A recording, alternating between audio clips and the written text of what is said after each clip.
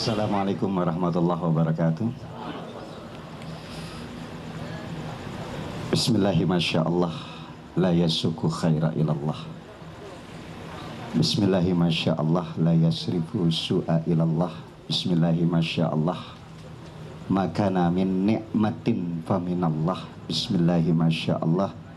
La haula wa la quwata illa billahil aliyil azim. Ini salah satu muqaddimah yang sering dibaca oleh Nabi Allah Khidir alaihissalam ketika beliau melihat sifat ahmak pada diri Nabi Musa alaihissalam. Jadi ternyata kalau kita lihat, Nabi pun punya sifat ahmak. Cuma satu manusia yang lepas dari sifat ahmak, Nabi kita Muhammad SAW. Saya coba baca tadi, panitia telepon sore saya untuk menjadi narasumber tentang ahmak. Saya buka, ternyata ahmak dari kalimat hamiko, ya. Hamiko itu jahil, bodoh, ya. Dan lawan katanya bodoh itu sebetulnya bukan mahir, bukan pintar. Dalam surah Al-Furqan itu ayat 63 mengatakan, wa ibadur rahmanil ladzina yamshuna 'alal ardi haunan. Jadi orang-orang yang disayangi oleh Allah itu adalah orang-orang yang berjalan dengan sifat rendah hati. Faqala lahumul jahiluna. Maka orang-orang jahil itu akan berkata kepada orang yang tadi punya sikap rendah hati, waqalu salaman. Dia akan mengatakan, tidak akan meladeni, tidak akan melayani daripada sifat orang-orang yang sombong. Maka tadi saya katakan bahwa lawan kata dari ahmak itu, ya, lawan kata dari bodoh itu sebetulnya bukan mahir, bukan pintar. Tapi lawan kata dari bodoh itu adalah haunan. Haunan itu adalah orang yang punya sikap rendah hati, ya. Ini saya lihat dalam Injil Barnabas, ya, The Gospel of Barnabas, ya. Nabi Isa juga pernah mengatakan, ya, bahwasanya, ya, kenapa Ibrahim harus menyembelih Ismail? Kenapa Nabi Allah Ibrahim harus menyembelih Ismail? Karena ada sifat ahmak pada Nabi Ibrahim. Dia terlampau cinta kepada anaknya. Maka sifat ahmak tadi harus disembelih, harus dikikis, harus dibersihkan. Begitu pula yang dimiliki oleh Nabi Allah Ayub alaihissalam. Nabi Ayub itu ahmak sekali terhadap anak-anaknya. 10 putra Nabi Ayub, Bapak bisa bayangkan, laki 3, laki 7, perempuan 3. Cintanya luar biasa itu Nabi Ayub terhadap anaknya, sampai Allah berikan penyakit 7 tahun. Itu semua belatung keluar dari badannya. Dan 10 anaknya itu meninggalkan beliau. Sampai istrinya meninggalkan beliau. Nabi Yakub punya sifat ahmak.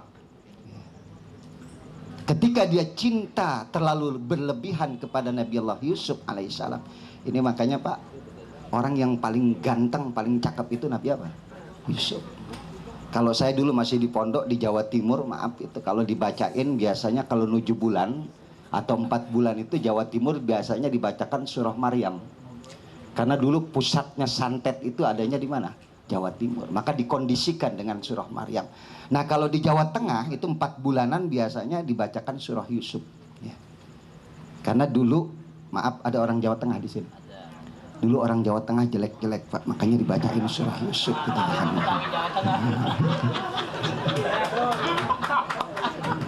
Bang Matali Betawi Jawa Tengah. Makanya sejak dibacakan surah Yusuf, alhamdulillah itu orang Jawa Tengah cakep-cakep Pak, ya, sebab surah Yusuf. Nah kebetulan saya orang Betawi, ya, saya Betawi asli, ya. Dibacakan biasanya kalau Jawa Barat identik sama Betawi, nah biasanya dibacakan surah Luqman. Kenapa Luqman? Karena Jawa Barat identik sama Betawi, Betawi badar-badar sama orang tuanya, ya. Makanya dibacakan surah apa tadi? Luqman, dikondisikan. Jadi kalau kita lihat Nabi Yusuf alaihissalam Pak, itu Nabi Yakub cintanya luar biasa kepada Nabi Yusuf. Di antara saudaranya yang 11, ya. Sampai dalam satu mimpinya Nabi Yusuf pernah mengatakan, ya abati inni ra'aitu ahada asyara kaukaban wasyamsa wal qamara ra'aituhum li sajidin. Nah ini biasanya dulu saya masih ingat, masih muda, dijadiin amalan itu. Kalau cinta sama cewek dibaca itu aja gitu ya kan. Sama kayak sumum bukmun umyun. Ada razia tuh kita baca itu. Saya pernah pulang ceramah dari komplek wali kota. Kebetulan ada razia. Makanya dulu guru saya ngajarin baca itu 7 kali. Alhamdulillah saya baca sumum bukmun umyun fahum la yarji'un. Alhamdulillah ketangkep juga saya ya. Ya ahmak juga kita. Polisi kita sumpahin ya. Udah nggak bener kita ya kan. Jadi kiai juga bisa ahmak gitu ya kan. Kalau nabi saja bisa ahmak, ya kiai juga bisa ahmak. Tadi betul apa yang dikatakan oleh abang kita ini luar biasa. Jangan kita mengahmakkan orang lain, diri kita sudah menjadi ahmak tadi. Pandir, bodoh, ya, jahil, murokab kalau bahasa Arab. Jadi kalau sudah jahil, tambah jahil sambil ngayun anak, Pak. Itu kain angkin sering diikat di apa? Pintu ya. Sambil baca sholawat orang dulu.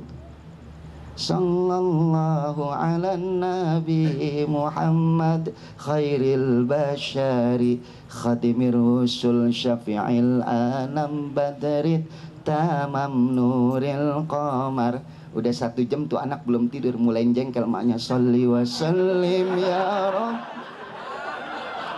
ala nabi sayyidina Muhammadin wa alihi wa sahbihi ajma'in. Alhamdulillah sholawatnya selesai, itu anak lagi melintir jatuh. Kenapa? Kedahsyatan sholawat tadi. Saya langsung nyambung gini. Tema ahmak itu jangan sampai terpeleset menjadi situasi mentertawakan orang bodoh. Juga tidak kita rayakan kebodohan orang itu. Kita bukan lalat yang menikmati borok kan gitu. 1, artinya kita tetap punya husnudzon dan kearifan, karena ada prosentase dari al-humku itu, jadi keahmakan itu yang memang alamiah sifatnya. Cuman dia disuburkan oleh situasi-situasi di mana pemilik modal dan penguasa politik memanfaatkan, memobilisasi dan menunggangi kebodohan orang. Mengenai ahmak itu ranahnya, perspektifnya seluas apa, Ustadz tadi pasti sudah menjelaskan. Ada yadri, la yadri, wala yadri, annahu la yadri. Ada jahil, murokab, fatrukhu dan lain sebagainya, ya sudah lengkap. Tapi gini, tolong nanti Pak Wijayanto juga mencatat. Ini jangan berhenti pada individu. Jadi ahmak itu kan subjeknya. Orang ahmak yang pertama disebut oleh Isa ibnu Maryam, oleh Nabi Isa, oleh Yesus Kristus. Kemudian disebut oleh banyak ulama-ulama, termasuk oleh Rasulullah sendiri. Rasulullah juga, misalnya ada satu peristiwa di mana ada sekelompok orang memuji-muji tokoh yang ahli ibadah atau gejala-gejala masyarakat yang rajin ke majelis taklim, sholawatan 10.000 orang, memenuhi jalan dengan motornya dan lain sebagainya. Itu dipuji-puji oleh sejumlah orang di depan Rasulullah. Rasulullah menanyakan, akal mereka digunakan apa tidak? Kata Rasulullah. Terus orang yang memuji-muji ini balik tanya, lu Rasulullah, ini kami sedang mengagumi orang-orang yang ahli ibadah, yang luar biasa anunya, ghirah ibadahnya, kok yang ditanyakan malah akalnya. Terus Rasulullah mengatakan, orang-orang yang nanti memiliki pintu untuk berdekatan dengan Allah adalah orang-orang yang benar menggunakan akalnya, kan gitu. Jadi ternyata akal ini memang kunci dari kemanusiaan.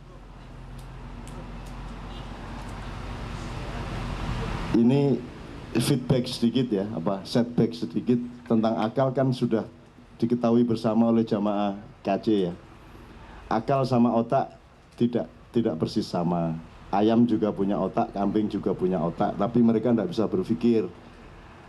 Akal adalah ketika otak mendapatkan sentuhan irodah Allah, sentuhan ilmu Allah, yang peristiwa materialnya mungkin berupa gelombang atau magnet dari Allah ke ubun-ubun manusia, ke kepala manusia. Maka terjadilah otak yang bisa berpikir, dan itu yang disebut akal. Nah, di Indonesia akal ini tidak berkembang karena sejak awal dia sudah diyahudikan. Mohon maaf ini. Diyahudikan itu maksudnya sudah dibalik maknanya. Jadi kata akal itu kan yang terbaik. Tandanya dia bukan kambing karena dia akal. Itulah manusia. Jadi Anda mau sholat sehari 1000 kali, tapi kalau Anda tidak menggunakan akal, maka indikator kemanusiaan Anda tetap tidak ada. Jadi akal ini yang membuat manusia adalah manusia. Kalau kambing hanya hewan yang berotak, tapi kalau manusia adalah makhluk yang berakal. Karena akal itu komposisi antara hardware otak itu dengan gelombang, itu seperti CPU tapi ada softwarenya gitu loh. Udah diinstal entah Windows 81 atau Mavericks Mac gitu, 1091 atau apa, terus diisi aplikasi-aplikasi macam-macam sehingga sukar kita membuka findernya karena saking canggihnya setelah ditinggal oleh Steve Jobs. Nah, ini bagi yang barusan install tahu kan gitu ya. Jadi jangan terlalu merendahkan saya soal teknologi juga. Tuh. Kalau hardware doang kan dia belum komputer, tapi software doang juga hantu kan gitu. Jadi hardware dan software itu berkomposisi dan itu yang disebut akal. Maka kunci kesehatan di dalam Ma'iyah adalah jangan pernah menggunakan akal secara tidak tepat atau secara tidak jujur. Kalau 5 jangan pernah dibilang 6, kalau iya jangan pernah dibilang tidak, karena dia akan mempersulit susunan urat saraf di dalam otakmu. Kalau terjadi disorganisasi susunan saraf di dalam otakmu, maka dia juga kehilangan organisasi perintahnya, kehilangan kepemerintahannya, governance-nya itu menjadi kacau, sehingga ketika dia memberi instruksi kepada jantung, kepada ginjal, kepada paru-paru, kepada darah dan lain sebagainya, kepada kencing, kepada beol, dia menjadi kacau juga, sehingga sakitlah orang dan penuhlah rumah sakit karena asal usulnya adalah berpikir yang tidak jujur. Jujur itu artinya 5 menjadi 5 aksen gitu ya. Oke. Nah, dalam bahasa Indonesia kata akal itu justru adalah yang paling buruk. Jadi orang yang paling merusak negara adalah yang ngakalin orang, ngakalin rakyat dan lain sebagainya. Nanti kita hubungkan sama Ahmad. Jadi seharusnya mengakali adalah kata yang terbaik, Pak Wijayanto. Mengakali adalah memperlakukan segala sesuatu dengan fungsi akal. That is mengakali. Tapi dalam bahasa Indonesia mengakali artinya mencurangi, membodohi, memperdaya, menyiasati dan lain sebagainya. Padahal mengakali kan yang terbaik. Misalnya Anda melihat tanah, kamu akali tanah sehingga menjadi batu bata. Kan begitu.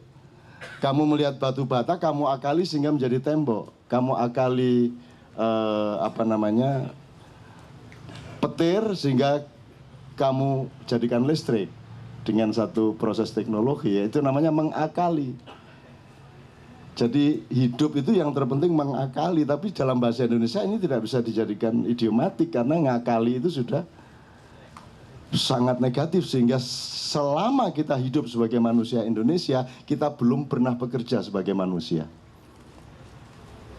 Karena pekerjaan utama yaitu mengakali, yakil, dalam bahasa Arabnya yakil, afala ta'kilun. Ya toh? Afala tatafakkarun, itu fungsinya. Jadi kata afala ta'kilun dari Al-Quran diterjemahkan bagaimana itu Pak Wijayanto di Depak? Dia tidak berpikir. Berpikir. Berpikir toh, dalam bahasa Indonesia dia bukan dibelokkan, dia aplikasikan ke level aplikatif, bukan level substantif. Tidak ada dalam terjemahan bahasa Indonesia, apakah kamu tidak mengakali? Tidak ada. Karena kata mengakali sudah direkrut dan sudah ditahan, sudah dipenjarakan jam 7 sore tadi. Itu ceritanya. Enggak tahu saya. Saya tahunya kata akal itu sudah dipenjarakan dan yang di luar sudah bukan akal lagi kan begitu. Ini saya nggak ada hubungan sama Anas. Anis mungkin, Anus juga mungkin. Oke, saya kembali ke pohonnya, yaitu tanda-tanda kemanusiaan. Nah, ahmak adalah fungsi terendah dari eksistensi akal di dalam struktur kejiwaan manusia. Kira-kira gitu ya. Jadi semakin rendah fungsi akalnya, semakin dia tinggi kadar keahmakannya, kira-kira gitu. Misalnya Anda datang ke bank atau Anda naik pesawat, terus pesawatnya delay kayak saya tadi 3 jam. Terus begitu saya tanya ke counter, dia duluan tanya, apa yang bisa saya bantu, Pak? Loh, kamu enggak perlu bantu saya, kamu tuh kerjakan tugasmu. Kalau pesawat bilangnya jam 17.40 ya jam 17.40. Kalau jam 17.40 tidak boarding, kamu umumkan. Kamu enggak perlu bantu saya. Kan selalu kalau Anda ke bank kemana kan can I help you? Loh, aku gak butuh bantuanmu, Dul. Kamu bantu apa sama saya? Saya yang masukin duit ke kamu, kok kamu mau bantu saya? Ini kan idiom ahmak dalam perusahaan-perusahaan. Kok can I help you? Help ndasmu, help apa? Lakukan tugasmu dengan baik. Itu pun tidak menolong saya. Itu memang tugasmu. Apa terus kamu menghadap Tuhan, ya Allah, apa yang bisa aku tolong? Sholat. Loh, rumah kamu sholat ini nolong Gusti Allah atau ya apa? Kamu tidak sholat, Tuhan tidak paten. Kamu tidak masuk Islam, Tuhan tidak nangis. Nabi Muhammad tidak akan mengejar-ngejar kamu. Kamu tanggung jawab dengan dirimu sendiri gitu. Jadi maksud saya tadi, ahmak itu jangan hanya dilihat pada individu manusia, tapi pada unsurnya juga yang teraplikasi ke berbagai hal. Misalnya sekarang dari 3 unsur, Bang Matar, misalnya tadi yang sudah disimpulkan apa? Pertama, ahmak adalah orang yang sudah mandek, tidak bisa menerima pendapat, tidak bisa diajak mikir, tidak bisa diajak rembuk. Jadi dia sudah, sekarang kan kalau di masa kapitalisme, industri dan teknologi kan orang dihina karena sudah jadi robot dia. Saya bilang robot bagus. Ini mending kalau robot itu kan on off. Suruh ke kanan, suruh ke kiri, suruh ngambil tuh robot. Begitu dia disuruh ngambil, dia nggak ngambil, dia diservis. Ini ndak.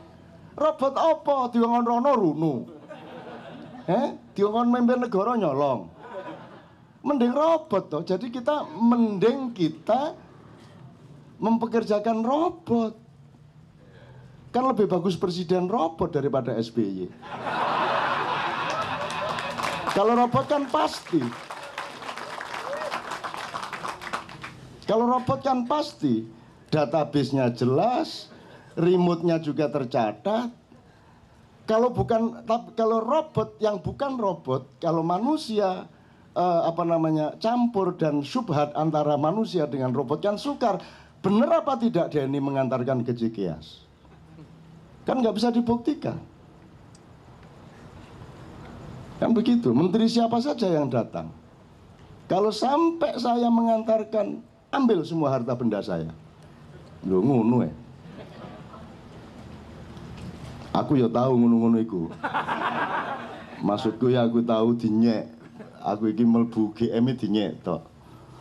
Jadi teman-teman saya itu ndak ada yang percaya saya bisa masuk UGM. Jadi saya itu tes ke UGM itu dalam rangka membuktikan ke teman-teman itu. Kurang ajar arek-arek ini. Mentang-mentang aku sekolah gak tahu lulus. Jadi selama 3 tahun itu sekolah itu cuma 1 buku itu tok. Halaman depan kimia, halaman belakang goniometri, halaman kedua tarikh Islam, halaman ketiga tak bolak-balik ini, terus tak lipet, tak gulung, taruh di dalamnya. Dan mesti salah, ngerjakan mesti salah. Jadi saya, itu juga satu anomali lah. Saya lulus itu sebuah kecelakaan, karena kalau saya tidak diluluskan itu lebih mencelakakan lagi kan gitu kan. Jadi mending saya lulus, dirapatkan oleh guru daripada kita susah 1 tahun lagi, mending lulus saja anak ini. Itu ceritanya. Saya tuh dengar sendiri rapatnya, tak intip ini balik. Dan tidak ada yang bantah. Itu kepala sekolah Pak Giarso ya orang bantah.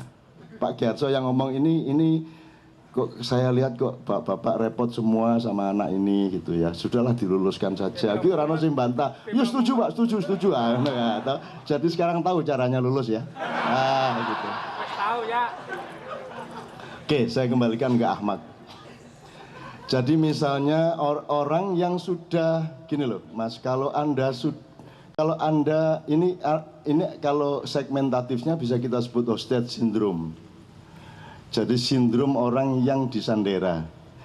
Jadi misalnya saya pukul Pak Wijayanto, maka dia tersandera oleh ketakutan kepada saya, kan gitu ya. Sehingga dia setiap kali mengambil keputusan keluar dari rumah itu dia selalu cari jalan yang kira-kira nggak ketemu saya. Jadi dia hidupnya sangat terikat oleh ketakutannya terhadap saya, gitu ya. Sudah cukup seminggu itu dia sudah tidak bisa ketemu saya, dan tiba-tiba kok sudah menghindar saya, kok malah ketemu saya di warung soto. Duh, ketakutan luar biasa. Loh, kok ternyata saya kok nggak apa-apa, nggak nempeleng dia lagi. Dia tahu kabar itu, belum malah gitu. Terus dia kesimpulan, ternyata Cak Nun orang baik, ya dah? Dia mulai merasa saya orang baik karena mestinya nempeleng kok nggak nempeleng. Padahal takin saya sudah jelas nempeleng. Jadi saya orang buruk kan? Saya kan jelek sama dia. Tapi begitu dia sekali saya tidak menempeleng dia, saya disebut baik. Dan ketika besoknya malah tok kowe gelem ora kowe ceramah ning angkatan udara gitu. Loh, Cak Nun ternyata orang mulia ya. Jadi nilai saya tambah terus di depan dia, ngerti nggak Mas? Ketika saya ditempeleng orang, dia belain saya. Karena dia sudah punya kesimpulan bahwa saya orang baik. Jadi kalau anak Anda diculik orang, itu nanti kan dia ketakutan. Tapi kok ternyata ketika dia mau kencing, dia diantarkan kencing oleh yang bertugas. Ketika dia butuh minum, dia dibeliin minum. Ketika mau makan, dia dikasih makan. Terus hari kedua dia berpikir, ternyata orang ini baik ya. Gitu kan? Hari ketiga baiknya tambah, hari keempat dia mulai simpati bener nih sama petugas penyandera, dan dapat seminggu dia cinta bener nih sama orang. Ini orang tiap hari loh melayani saya. Kan itu. Akhirnya ketika orang itu ditangkap, si anak yang diculik itu membela si penculik itu di depan polisi. Itulah situasi manusia. Nah, karena Anda datang ke KJ ini kan berarti Anda bukan anak kecil yang ahmak itu. Anda tidak tersandera oleh keadaan-keadaan. Anda tidak tersandera oleh pemerintahan yang buruk. Anda tidak tersandera oleh sistem yang salah dan lain sebagainya. Anda tetap punya pemberontakan yang objektif, yang rasional, yang intelektual terhadap keadaan apa adanya. Anda tidak secara psikologis menjadi terkena hostage syndrome tadi. Kalau dalam kasus yang lebih sederhana, Tarsan lah. Itu sindrom Tarsan itu maksudnya, sudahlah manusia itu siapa bilang harus makan cheeseburger atau harus makan tempe penyet. Kalau kamu taruh dia di hutan sama ketek, ya dia berperilaku ketek dan dia lama-lama yakin dia ketek. Kan begitu. Ini saya kembali ke teori lama dulu, karena orang Indonesia itu dulu kan saya bilang ibaratnya punya hak roti tapi dikasih tai. Tapi karena orang Indonesia hebat, dia karena tiap hari harus makan tai, dia terus ada psychological survival. Dia melakukan pemberontakan psikologis bagaimana caranya supaya tai ini tetap enak seperti roti kan itu. Dan akhirnya berhasil toh, orang Indonesia berhasil toh. sesusah-susahnya hidup di Indonesia, dia tetap bisa menemukan enaknya, kan gitu. Nanti anaknya si orang yang si rakyat yang bisa merasakan tai sebagai seakan-akan roti tadi, anaknya sudah berbeda. Dia sudah tidak tahu bedanya roti sama tai, karena dia tiap hari ikut makan tai. Dia cuma dengar-dengar ada roti, lama-lama dia juga lama-lama bingung dia ini roti apa tai kan gitu. Nah cucunya itu dia sudah nggak ngerti roti, nggak ngerti tai, ngertinya roti. Jadi kayak ono tai lentung saking niki roti nopo niki gitu. Nah kita ini potensial sudah seperti itu. Kita ini sudah menganggap apa saja sudah mbok kue dijak ngene. Kembali ke lab roti tau gue. Pokoknya Anda nonton TV tiap hari itu roti kan begitu. Begitu masuk TV roti udah. Kan begitu. Sehingga Anda bisa ketawa beneran. Dan kita yang bener-bener tahu roti bedanya dengan tai itu bingung. Kok iso yo taek dimut-mut kayak ngene iku gitu loh. Bingung kita. Iku jelas taek dimut di ngom gitu. Kok iso ya arek-arek iku. Jadi kita jadi kesepian sendiri gitu loh. Gitu loh teman-teman sekalian. Ini ya. Jadi ini namanya sindrom Hosted syndrome tadi atau Tarzan syndrome. Jadi Tarzan kalau Anda sejak kecil Anda disuruh ngemut kulit kayu ya. Jangan lupa kulit kayu akan saling beradaptasi dengan mulut Anda dan mungkin kesehatan Anda, sehingga nanti Anda kalau tidak makan kulit kayu tidak enak. Bahkan mungkin sehatnya kalau ada kulit kayu, gitu loh. Ini kan proses keahmakan, proses untuk menyempit menjadi hidup dalam satu fenomena. Maka kalau orang sudah ngulem kulit kayu sepanjang hidup atau 30 tahun, 40 tahun, dia tidak mengenal lagi yang lain. Dia tidak percaya dibilangin bahwa itu kulit kayu, masa kamu kulem. Coba kamu ngomong sama Tarzan. Coba kalau ketemu Tarzan ngomong, loh manusia kok gondal-gandul di alat. Gitu kan? Manusia kok pencolotan kayak ketek. Coba ngomong gitu sama Tarzan. Marah Tarzannya. Ya enggak, ya gini ini manusia kan gitu dia. Nah di Indonesia kita sudah ditarsankan luar biasa. Nah tinggal kita cari. Jadi di luar soal ahmak ada keahmakan. Teorinya tadi pertama tidak bisa menerima pendapat lain. Bahasa tidak bisa menerima itu harga mati.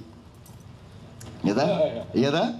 Jadi kalau ada kata harga mati pasti lahir dari ahmak. Yang harga mati dalam hidup ini cuma Al-Quran. Everything from Allah itu harga mati. Tapi dari Rasulullah pun tidak harga mati, karena Rasulullah mengatakan antum ma'lamu bi umuri dunyakum. Jangankan kok dari saya, jangankan kok dari Ustadz, dari Rasulullah aja tidak ada harga mati. Kalau ada harga mati dalam kandungan hadis, itu berarti adalah Al-Quran. Substansialnya, meskipun materialnya hadis, tapi kebenaran esensialnya dari Al-Quran. Itu teman-teman sekalian. Jadi pertama tidak bisa menerima pendapat. Nah sekarang tidak bisa menerima pendapat, tidak bisa didiskusi. Itu Anda temukan dalam kehidupan sehari-hari. Pokoknya kalau ini sudah syirik. Yoga itu syirik. Ini saya kasih contoh dikit aja. Tak kasih contoh dikit ya. Anda orang Jogja toh. Siapa yang gambar Pangeran Diponegoro pakai serban terus gamis putih itu sopo piye? Siapa yang gambar? Dan semua orang di Indonesia nganggepnya Pangeran Diponegoro itu begitu itu. Siapa ini yang bikin dulu? Apa pernah ahli sejarah mempertanyakan ini?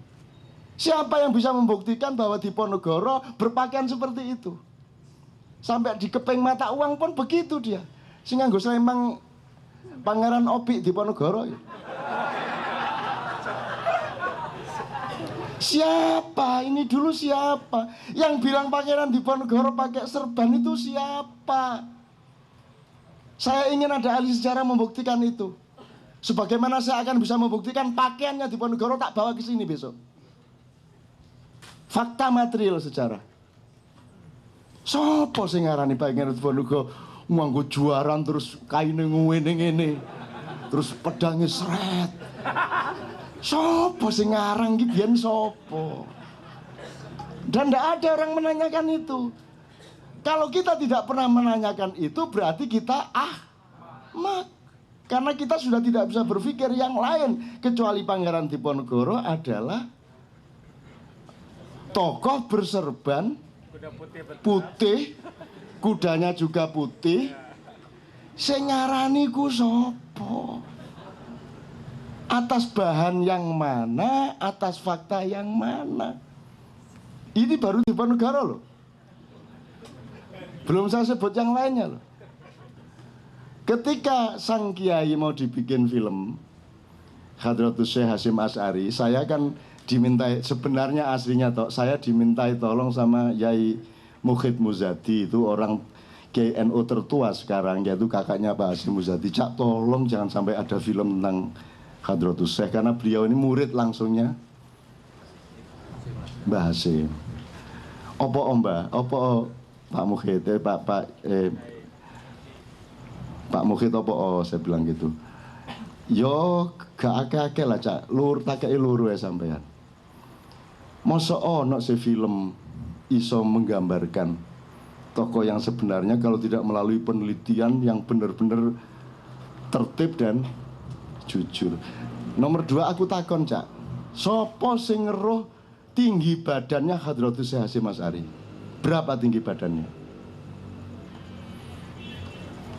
Berapa tinggi badannya?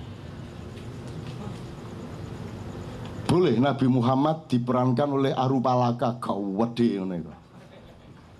Apa Yesus diperankan oleh Adirai? Yesusnya itu kecil, kurus, lembut gitu ya. Diperankan oleh Adirai. Penting nggak itu Mas? Kalau memang tidak penting, saya usul Bung Karno diperankan oleh Dukul. Ayo, gak paten-patenan arek-arek ini. Penting apa enggak itu? Lah sekarang Hadratus Syekh Hasyim Asy'ari tinggi badannya berapa? Kulitnya itu coklat, apa kuning, apa kehitam-hitaman? Oh, nggak ada yang tahu loh. Nggak tanya lagi. Nggak tanya. Ya, saya nggak akan perpanjang soal film, nggak apa-apa, nanti teman-teman film jadi nggak enak. Tapi intinya itu gini loh teman-teman, kita tuh mbok jangan terlalu kerasan bersalah paham kepada sesuatu, apalagi tokoh sejarah. Gitu loh. Yang bilang Gajah Mada gawede, iku sopo iku biyen, Gajahnya gede ya. Kenapa teman-teman sekalian yang dipilih menjadi Gajah Mada kok patung di Trowulan yang... Karena apa? Karena pandangan sejarawan modern adalah pandangan manusia materialis. Kenapa manusia materialis? Gini loh. Kan kita pernah kasih, Sabrang pernah kasih teori. Islam abad 8 tidak diterima meskipun sudah datang ke sini karena yang bawa pedagang. Dalam aspirasi masyarakat tradisional kita selama puluhan abad, yang tertinggi adalah Brahmana, rohaniawan, baru kesatria, gitu, baru cendekiawan, baru pendekar, gitu kan, baru sudra itu ya pedagang segala macam itu. Nah yang bawa pedagang, saudagar tidak diterima oleh orang Islam, orang Indonesia, orang Jawa waktu itu di Pulau Jawa lah. Tapi ketika yang datang bawa Islam adalah kaum Brahmana, Syekh Maulana Malik Ibrahim, sampai kemudian Sunan Giri, Sunan Ampel, sampai kelak ke Sunan Kalijogo, Sunan Muria, Sunan Gunung Jati, karena mereka semua kaum Brahmana. Dalam arti mereka itu kalau dalam politik negarawan, kalau dalam kebudayaan budayawan, kalau dalam Islam sufi, kan gitu kan? Kalau di dalam kalau di dalam kreativitas budaya namanya panembahan, begawan, pokoknya yang substansinya rohani. Maka dipercaya karena memang yang bawa adalah orang yang tertinggi derajatnya menurut pandangan masyarakat. Nah, ketika kita modern, kita dibelandakan oleh Belanda, oleh VOC, cara berpikir kita terbalik. Yang tertinggi adalah orang kaya, yaitu saudagar. Baru di bawahnya orang berkuasa, di bawahnya lagi orang kuat, preman, yang bisa 1000 orang di jalanan tanpa helm, itu kan kekuatan, kan begitu kan? Baru orang pinter. Nah, orang pinter ini mengabdi rame-rame. Kalau sudah pergantian kabinet, UGM ngambil departemen apa, pokoknya nek wis iki dadi menteri engko wis kiwa tengene kabeh nek gak UNER ya ITS, terus engko sapa dirjene ya sapa, pokoknya orang-orang sekitarnya. Jadi orang-orang pintar ini mengabdi kepada orang kuat, orang kuasa, dan orang kaya. Yang terbawah adalah rohaniawan Wijayanto, ya toh? Matar, ya toh? Mulane omah gak duwe-duwe sampai saiki, ya toh? Didol ya gak payu-payu, ya toh? Jenenge namanya juga rohaniawan. Itu loh. Nah, sejarawan modern itu berpikir saudagar, berpikir material. Maka ketika dia membayangkan Gajah Mada adalah seorang pendekar besar yang melakukan sumpah palapa, dan dia panglima perang yang melintas pulau, melintas benua, menaklukkan berbagai macam tempat di Eropa Selatan sampai Afrika, sampai seluruh Asia, maka bayangannya dia mesti preman besar, kan gitu kan. Terus didoloi rai sing kawedhe serem lah, itu karena pandangannya materialis. Padahal Gajah Mada itu kurus.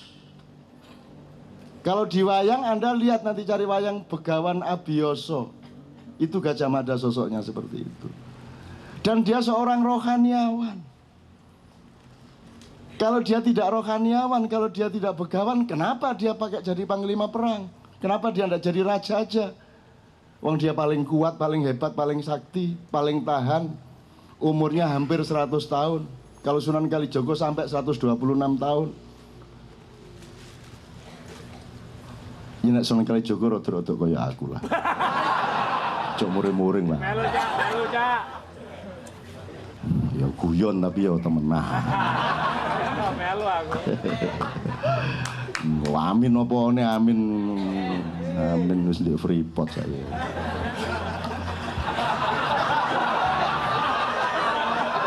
Sing kok guyu raimu dhewe lho ya.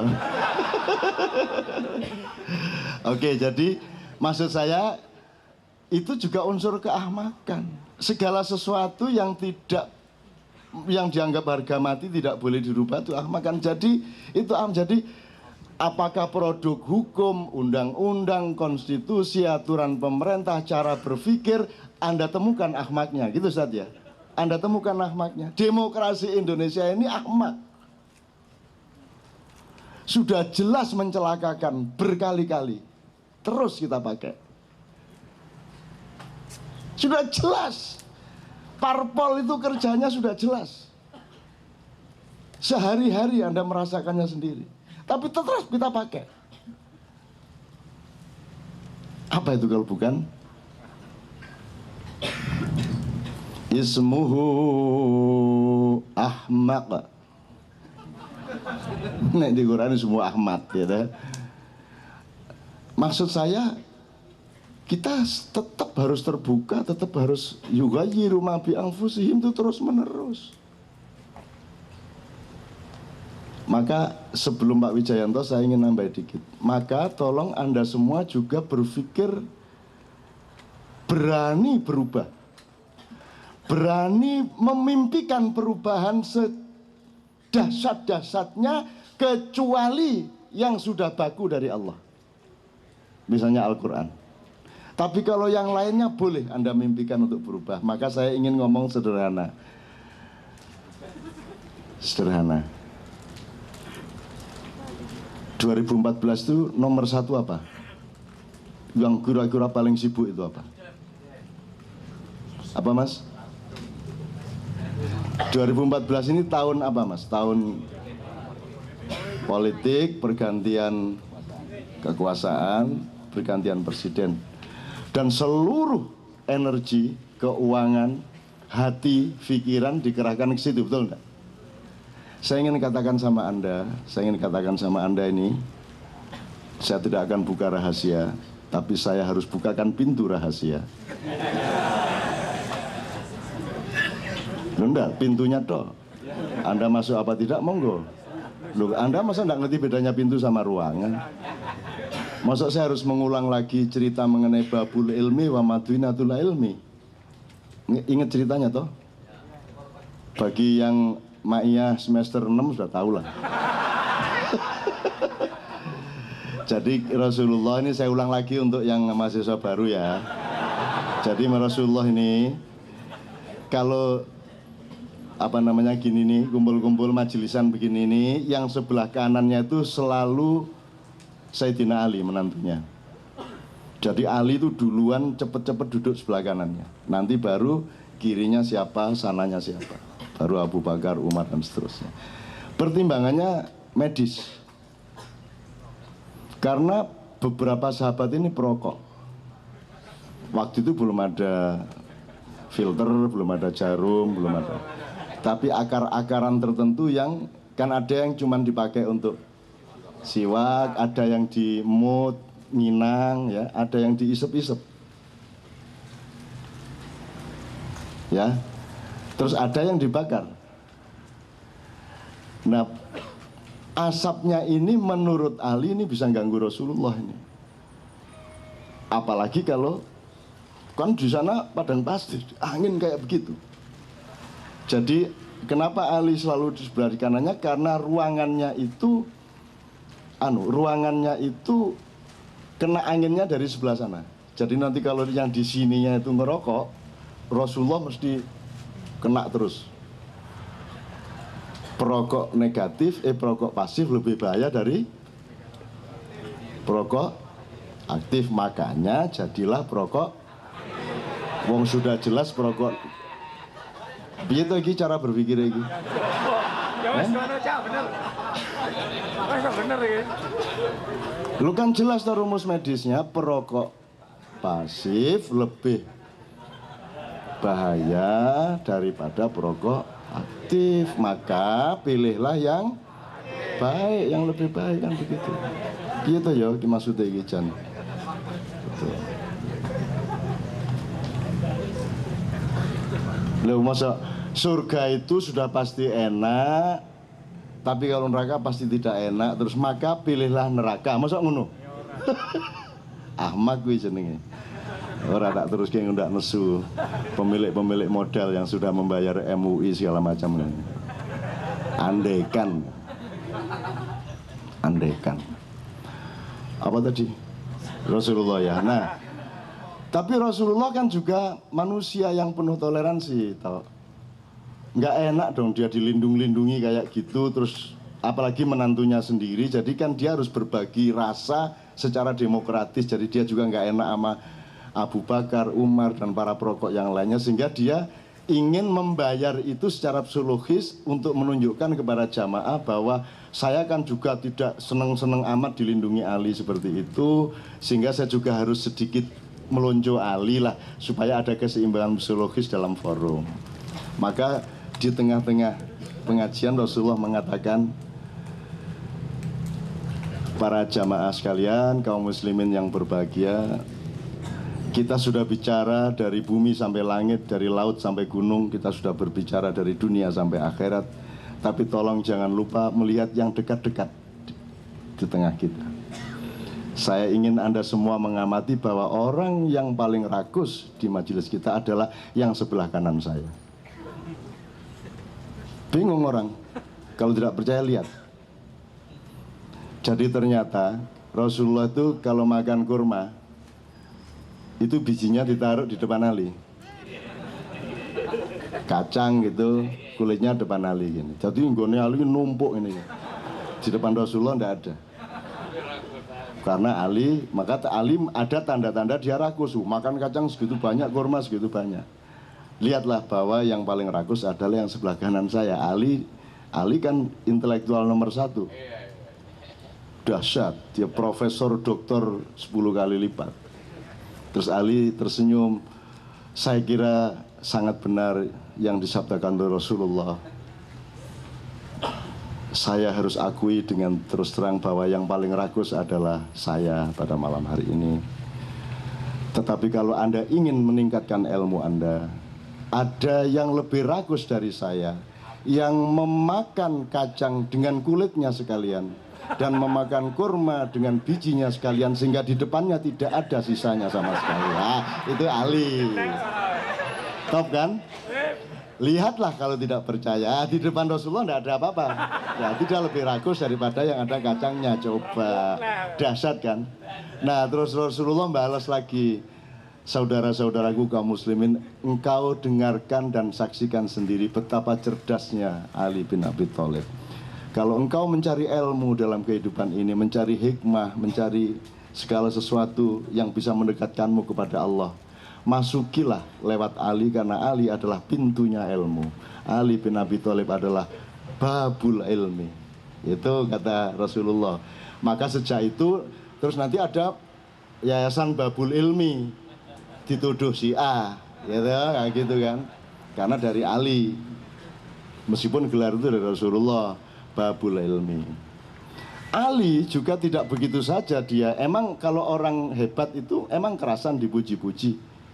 Maka Ali juga tidak kerasan. Saudara-saudara, jangan terjebak oleh pujian itu, kata Ali. Kalau engkau memasuki sebuah pintu, kemanakah?